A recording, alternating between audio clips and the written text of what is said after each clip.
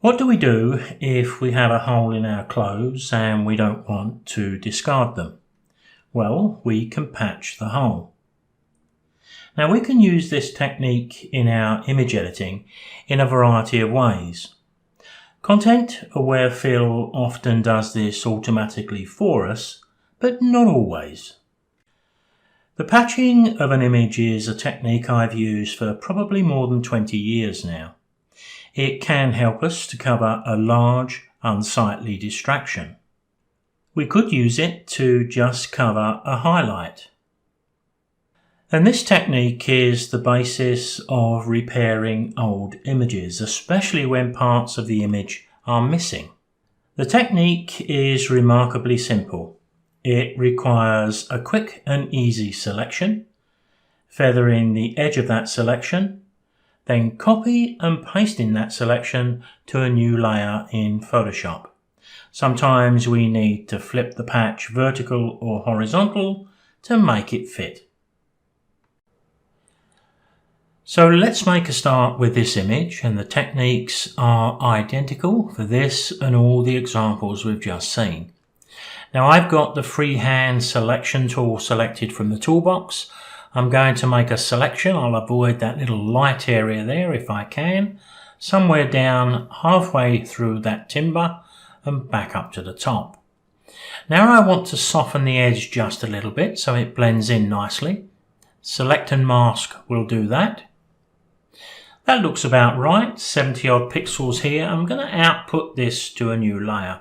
So when I click OK, it looks a little bit odd because it turns off the base layer, which is in fact still there. So what we've got to do with this selection, I want to flip it around. I'm going to flip it and rotate it.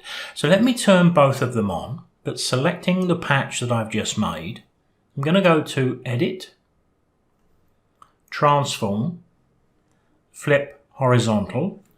Now I can hold my Control key and you can see the sort of shape that I've got. Obviously I need to rotate this.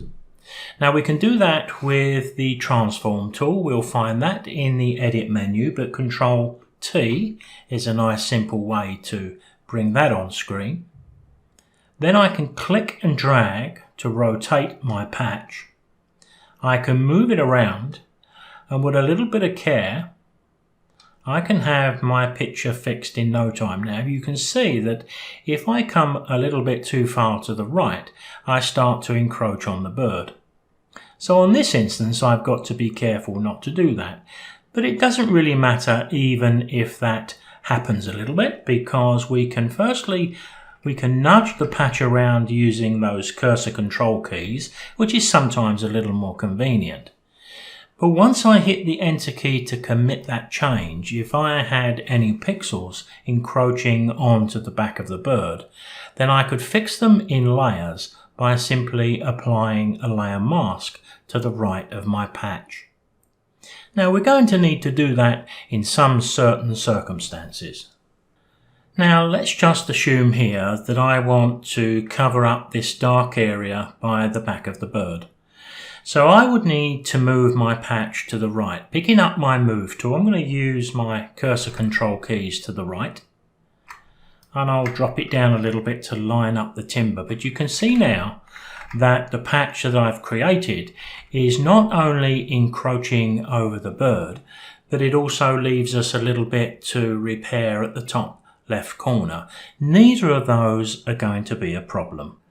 What I can do is to apply a layer mask to the little patch that I've created, selecting black and a basic soft edge brush.